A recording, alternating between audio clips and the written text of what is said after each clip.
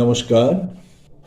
যুগাবতার শ্রীরামকৃষ্ণ, করুণাময়ী মা শারদা এবং যুগাচার্য স্বামী বিবেকানন্দের রাতুল চরণে আমার ভক্তিপূর্ণ প্রণাম জানিয়ে শুরু করছি ভক্তের দরবার ইউটিউব চ্যানেলে প্রতিদিন কথামৃত। তব কথামৃতং তপ্ত জীবনং কবিভিরীরিতং কলমশাপহং শ্রবণমঙ্গলম শ্রীমদাততং ভুবি গৃণন্তি ये ভুরিদা জনাঃ। শ্রী শ্রী রামকৃষ্ণ কথামৃত আমরা পড়ব আজকে 697 পাতা, নবম পরিচ্ছেদ, সেবক হৃদয়ে। সন্ধ্যার পূর্বে মণি বেড়াইতেছেন ও ভাবিতেছেন, রামের ইচ্ছা, এটি তো বেশ কথা। এতে তো প্রিডেস্টিনেশন আর ফ্রি উইল, লিবার্টি আর নেসেসিটি, এসব ঝগড়া মিটে যাচ্ছে। আমায় ডাকাতে ধরে নিলে রামের ইচ্ছায়, আবার আমি তামাক খাচ্ছি রামের ইচ্ছায়। আমি ডাকাতি করছি রামের ইচ্ছায়, আমায় পুলিশে ধরলে রামের ইচ্ছায়। আমি সাধু হয়েছি রামের ইচ্ছায়। আমি প্রার্থনা করছি, হে প্রভু, আমায় অসদ্বুদ্ধি দিও না, আমাকে দিয়ে ডাকাতি করিও না, এও রামের ইচ্ছা। সৎ ইচ্ছা অসৎ ইচ্ছা তিনি দিচ্ছেন।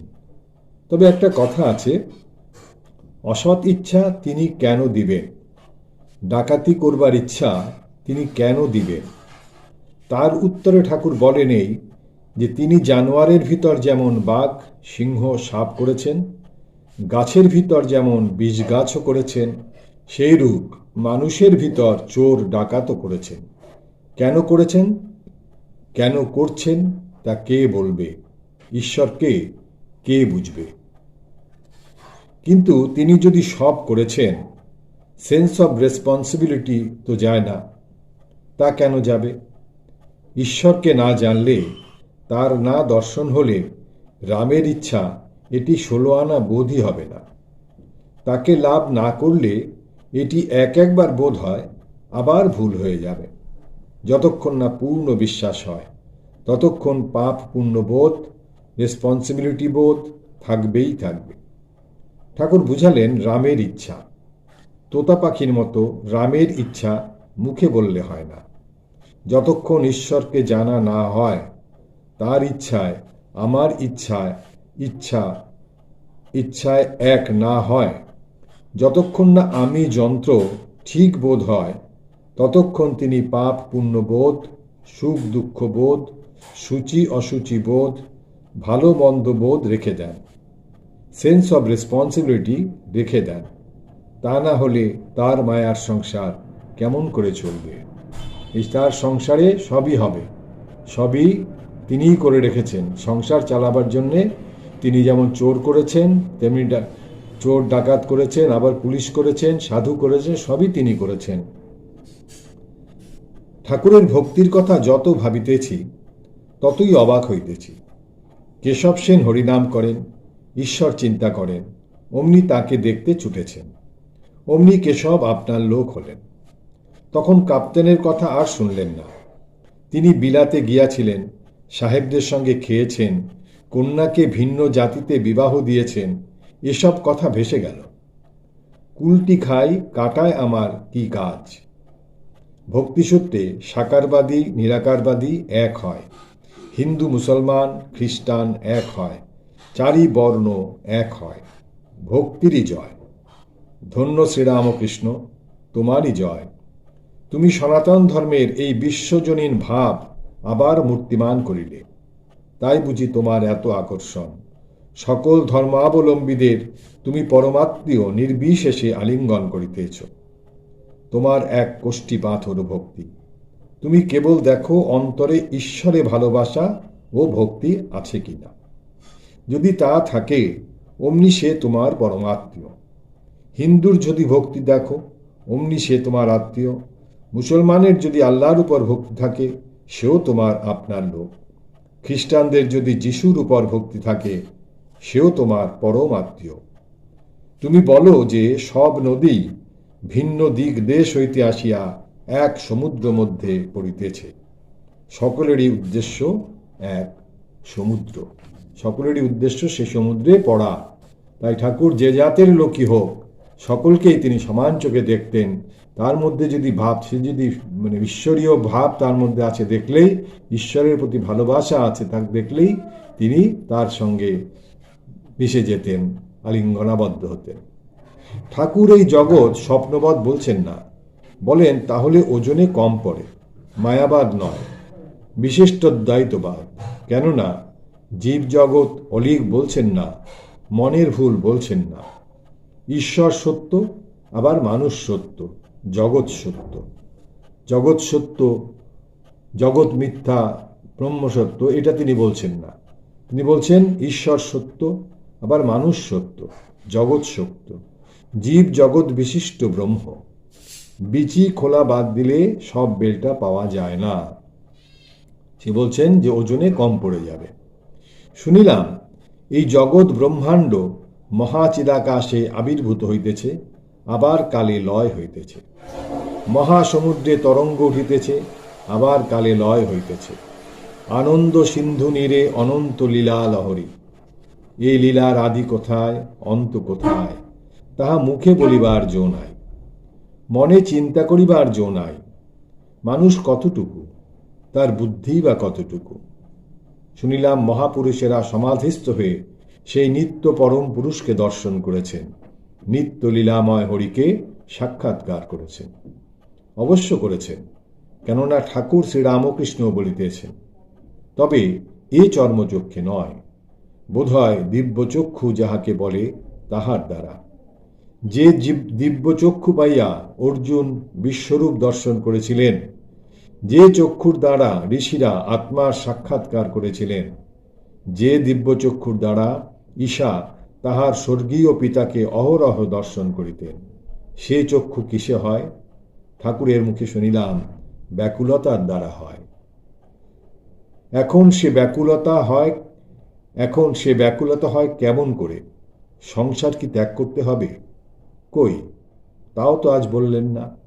মাস্টার মশাইয়ের মনের মধ্যে দ্বিধা দ্বন্দ্ব এই ঠাকুরের কথা নিয়ে চলছে। বলতে বলতে আমরা চলে যাচ্ছি 10ম পরিচ্ছেদ। এবার কি বলছেন আমরা শুনি। সন্ন্যাসী সঞ্চয় করিবে না, ঠাকুর মদগত অন্তরাত্মা। ঠাকুর শ্রীরামকৃষ্ণ দক্ষিণেশ্বরের কালী মন্দিরে আছেন। তিনি নিজের ঘরে ছোট খাটটিতে পূর্বাশ্ব হইয়া বসিয়া আছেন। ভক্তগণ মেঝের উপর বসিয়া আছেন। আজ কার্তিক মাসের কৃষ্ণা সপ্তমী, 25শে কার্তিক, ইংরেজি 9ই নভেম্বর 1884 খ্রিস্টাব্দ, রবিবার। বেলা প্রায় 2 প্রহর। মাস্টার আসিয়া দেখিলেন ভক্তেরা ক্রমে ক্রমে আসিতেছেন। শ্রীযুক্ত বিজয়কৃষ্ণ গোস্বামীর সঙ্গে কয়েকটি ব্রাহ্মভক্ত আসিয়াছেন। পূজারী রাম চক্রবর্তীও আছেন। ক্রমে মহিমাচরণ, নারায়ণ, কিশোরী আসিলেন। একটু পরে আরও কয়েকটি ভক্ত আসিলেন। শীতের প্রারম্ভ। ঠাকুরের জামার প্রয়োজন হইয়াছিল। মাস্টারকে আনিতে বলিয়াছিলেন। তিনি লংক্লথের জামা ছাড়া একটি জিনের জামা আনিয়াছিলেন, কিন্তু ঠাকুর জিনের জামা আনিতে বলেন নাই। শ্রীরামকৃষ্ণ মাস্টারের প্রতি, তুমি বরং একটা নিয়ে যাও, তুমিই পড়বে, তাতে দোষ নাই। আচ্ছা, তোমায় কিরকম জামার কথা বলেছিলাম? মাস্টার, আজ্ঞা, আপনি সাদাসিধে জামার কথা বলেছিলেন, জিনের জামা আনিতে বলেন নাই। শ্রীরামকৃষ্ণ, তবে জিনেরটাই ফিরিয়ে নিয়ে যাও। বিজয়া দ্রৌপদী, দেখো দারিকবাবু বনাত দিছিল, আবার খোট্টারাও আনলে, নিলাম না। ঠাকুর আরও কি বলিতে যাইতেছিলেন, এমন সময় বিজয় কথা কহিলেন। বিজয়, আজ্ঞা তা বই কি, যা দরকার কাজেই নিতে হয়। একজনের তো দিতেই হবে, মানুষ ছাড়া কে দেবে? শ্রীরামকৃষ্ণ, দেবার সেই ঈশ্বর। শাশুড়ি বললে, আচ্ছা বৌমা, সকলেরই সেবা করবার লোক আছে, তোমার কেউ পা টিপে দিত বেশ হতো। বউ বললে, ওগো, আমার পা হরি টিপবেন, আমার কারুকে দরকার নাই। সে ভক্তিভাবে ওই কথা বললে। একজন ফকির আকবর শাহর কাছে কিছু টাকা আনতে গেছিল। বাদশাহ তখন নামাজ পড়ছে আর বলছে, হে খোদা, আমায় ধন দাও, দৌলত দাও। ফকির তখন চলে আসবার উপক্রম করলেন, কিন্তু আকবর শাহ তাকে বসতে ইশারা করলেন। নামাজের পর জিজ্ঞাসা করলেন, তুমি কেন চলে যাচ্ছিলে? সে বললে, আপনিই বলছিলেন ধন দাও, দৌলত দাও, তাই ভাবলাম যদি চাইতে হয় ভিখারির কাছে কেন, খোদার কাছে চাইব। বিজয়। গয়াতে সাধু দেখেছিলাম, নিজের চেষ্টা নাই। একদিন ভক্তদের খাওয়াবার ইচ্ছা হলো, দেখি কোথা থেকে মাথায় করে ময়দা ঘি এসে পড়ল, ফলটলও এলো। সঞ্চয় ও 3 শ্রেণীর সাধু। শ্রীরামকৃষ্ণ বিজয়াদির প্রতি। সাধুর 3 শ্রেণী: উত্তম, মধ্যম, অধম। উত্তম যারা খাবার জন্য চেষ্টা করেন না। মধ্যম ও অধম যেমন দণ্ডি ফন্ডি। মধ্যম তারা নমো নারায়ণ বলে দাঁড়ায়, যারা অধম তারা না দিলে ঝগড়া করে। সকলের হাস্য। উত্তম শ্রেণীর সাধুর অজগর বৃত্তি, বসে খাওয়া পাবে, অজগর নড়ে না। একটি ছোকরা সাধু বাল ও ব্রহ্মচারী ভিক্ষা করতে গেছিল। একটি মেয়ে এসে ভিক্ষা দিলে। তার বক্ষে স্তন দেখে সাধু মনে করলে বুকে ফোড়া হয়েছে, তাই জিজ্ঞাসা করলে। পরে বাড়ির গিন্নিরা বুঝিয়ে দিলে যে ওর গর্ভে ছেলে হবে বলে ঈশ্বর স্তনেতে দুগ্ধ দিবেন, তাই ঈশ্বর আগে থাকতে তার বন্দোবস্ত করছেন। এই কথা শুনে ছোকরা সাধুটি অবাক। তখন সে বললে, তবে আমার ভিক্ষা করবার দরকার নেই, আমার জন্য খাবার আছে। ভক্তেরা কেহ কেহ মনে করিতেছেন, তবে আমাদেরও তো চেষ্টা না করলে হয়। শ্রীরামকৃষ্ণ। যার মনে আছে চেষ্টা দরকার, তার চেষ্টা করতেই হবে। বিজয়। ভক্তমালে একটি বেশ গল্প আছে। শ্রীরামকৃষ্ণ। তুমি বলো না। বিজয়। আপনিই বলুন না। শ্রীরামকৃষ্ণ। না, তুমিই বলো, আমারও তো মনে নাই, প্রথম প্রথম শুনতে হয়,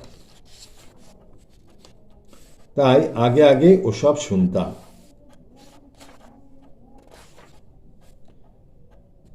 ঠাকুরের অবস্থা এক রামচিন্তা, পূর্ণ জ্ঞান ও প্রেমের লক্ষণ। শ্রীরামকৃষ্ণ। আমার এখন সে অবস্থা নয়। হনুমান বলেছিল, আমি তিথি নক্ষত্র জানি না, এক রামচিন্তা করি। চাতক চায় কেবল ফটিক জল, পিপাসায় প্রাণ যায়, উঁচু হয়ে আকাশের জল পান করতে চায়। গঙ্গা যমুনা 7 সমুদ্র জলে পূর্ণ, সে কিন্তু পৃথিবীর জল খাবে না। রাম লক্ষণ পম্পা সরোবরে গিয়াছেন। লক্ষণ দেখিলেন একটি কাক ব্যাকুল হয়ে বারবার জল খেতে যায়, কিন্তু খায় না। রামকে জিজ্ঞাসা করতে তিনি বললেন, ভাই, এ কাক পরম ভক্ত, অহর্নিশি রাম নাম জপ করছে। এদিকে জল তৃষ্ণায় ছাতি ফেটে যাচ্ছে, কিন্তু খেতে পারছে না। ভাবছে খেতে গেলে পাছে রাম নাম জপ ফাঁক যায়। হলধারীকে পূর্ণিমার দিন বললুম, দাদা, আজ কি অমাবস্যা? সকলের হাস্য। সহাস্যে। হ্যাঁ গো, শুনেছিলাম যখন অমাবস্যা পূর্ণিমা ভুল হবে তখন পূর্ণ জ্ঞান হয়। হলধারী তা বিশ্বাস করবে কেন? হলধারী বললে, এ কলিকাল, একে আবার লোকে মানে, যার অমাবস্যা পূর্ণিমা বোধ নাই। ঠাকুর একথা বলিতেছেন, এমন সময় মহিমাচরণ আসিয়া উপস্থিত। শ্রীরামকৃষ্ণ সসম্ভ্রমে, আসুন আসুন, বসুন। বিজয়াদি ভক্তের প্রতি। এ অবস্থায় অমুক দিন মনে থাকে না। সেদিন বেনিপালের বাগানে উৎসব, দিন ভুল হয়ে গেল। অমুক দিন সংক্রান্তি, ভালো করে হরিনাম করব, এসব আর ঠিক থাকে না। কিয়ৎক্ষণ চিন্তার পর তবে অমুক আসবে বললে মনে থাকে। শ্রীরামকৃষ্ণের মন প্রাণ কোথায়? ঈশ্বর লাভ ও উদ্দীপন। ঈশ্বরে 16 আনা মন গেলে এই অবস্থা। রাম জিজ্ঞাসা করলেন, হনুমান, তুমি সীতার সংবাদ এনেছ, কিরূপ তাকে দেখে এলে আমায় বলো। হনুমান বললে, রাম, দেখলাম সীতার শুধু শরীর পড়ে আছে, তার ভিতরে মন প্রাণ নাই। সীতার মন প্রাণ যে তিনি তোমার পাদপদ্মে সমর্পণ করেছেন, তাই শুধু শরীর মনে শরীর পড়ে আছে। আর কাল অর্থাৎ যম কথা বলছে, আর কাল আনাগোনা করছে। কিন্তু কি করবে, শুধু শরীর, মন প্রাণ তাতে নাই। যাকে চিন্তা করবে তার সত্তা পাওয়া যায়। অহর্নিশ ঈশ্বর চিন্তা করলে ঈশ্বরের সত্তা লাভ হয়। লুনের পুতুল সমুদ্র মাপতে গিয়ে তাই হয়ে গেল। বই বা শাস্ত্রের কি উদ্দেশ্য? ঈশ্বর লাভ। সাধুর পুঁথি একজন খুলে দেখলে প্রত্যেক পাতাতে কেবল রাম নাম লেখা আছে, আর কিছু নাই। ঈশ্বরের উপরে ভালোবাসা এলে এটুকুতেই উদ্দীপন হয়। তখন একবার রাম নাম করলে কোটি সন্ধ্যার ফল হয়। মেঘ দেখলে ময়ূরের উদ্দীপন হয়, আনন্দে পেখম ধরে নৃত্য করে। শ্রীমতীরও সেই রূপ হতো, মেঘ দেখলেই কৃষ্ণকে মনে পড়ত। চৈতন্যদেব মেড়গার কাছে দিয়ে যাচ্ছিলেন, শুনলেন এ গায়ের মাটিতে খোল তৈয়ার হয়। অমনি ভাবে বিহ্বল হয়ে গেলেন, কেননা হরিনাম কীর্তনের সময় খোল বাজে। কার উদ্দীপন হয়? যার বিষয় বুদ্ধি ত্যাগ হয়েছে। বিষয় রস যার শুকিয়ে যায় তারই একটুতেই উদ্দীপন হয়। দিশলায় ভিজে থাকলে হাজার ঘষো, জ্বলবে না। জলটা যদি শুকিয়ে যায় তাহলে একটু ঘষলেই দপ করে জ্বলে ওঠে। ঈশ্বর লাভের পর দুঃখে মরণে স্থির বুদ্ধি ও আত্মসমর্পণ। দেহের সুখ দুঃখ আছে, যার ঈশ্বর লাভ হয়েছে সে মন প্রাণ দেহ আত্মা সমস্ত তাকে সমর্পণ করে। পম্পা সরোবরে স্নানের সময় রাম লক্ষ্মণ সরোবরের নিকট মাটিতে ধনুক গুজে রাখলেন। স্নানের পর উঠে লক্ষ্মণ তুলে দেখেন যে ধনুক রক্তাক্ত হয়ে রয়েছে। রাম দেখে বললেন, ভাই দেখো দেখো, বোধহয় কোনো জীব হিংসা হলো। লক্ষ্মণ মাটি খুঁড়ে দেখেন একটা বড় কোলা ব্যাঙ, মুমূর্ষু অবস্থা। রাম করুণ স্বরে বলতে লাগলেন, কেন তুমি শব্দ করো নাই? আমরা তোমাকে বাঁচাবার চেষ্টা করতাম। যখন সাপে ধরে তখন তো খুব চিৎকার করো। ভেগ বললে, রাম যখন সাপে ধরে তখন আমি এই বলে চিৎকার করি, রাম রক্ষা করো, রাম রক্ষা করো। এখন দেখছি রামই আমায় মারছেন, তাই চুপ করে আছি। তিনি যখন মারবেন, যার কাছে প্রাণ ভিক্ষা করবেন সেই তাকে মারছেন, তার তো পরম প্রাপ্তি হচ্ছে। যে যার কাছে আমি প্রাণ ভিক্ষা করি তিনিই আমাকে মারছেন, সেই জন্য আর কোনো চিৎকার কিছুই করলেন না। আজকে আমরা এখানেই রাখছি। নিরঞ্জনং নিত্যম অনন্তরূপং ভক্তানুকম্পা ধৃত বিগ্রহং বৈ ঈশাবতারং পরমেশ্বমেডং তং রামকৃষ্ণ শিরসা নমামি। হরি ওম তৎসৎ। শ্রীরামকৃষ্ণার্পণমস্তু।